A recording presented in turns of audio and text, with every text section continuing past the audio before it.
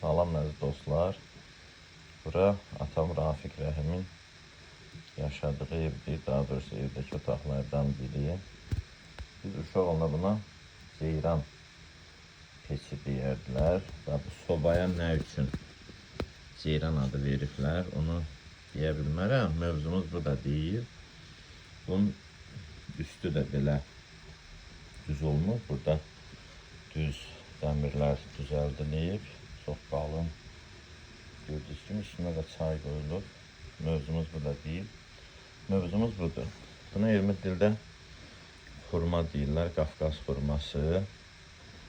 Bəzi yerlərdə pırnaq, karalyok və s. deyilir. Bax, bunu burada qurudurlar. Təbii yolla elə asıblar bax buradan. Belə quruyur və quruduqdan sonra bax, bu artıq demək olar ki, yetişib. Bax, elə qopardırlar, qoyurlar bura. Bura və dadlı, çox təbii, dadlı bir yeməyə çevrilir.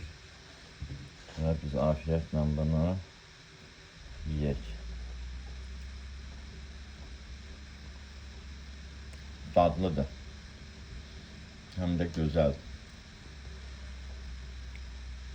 Bundan təbii ki, satışda da var. Müxtəlif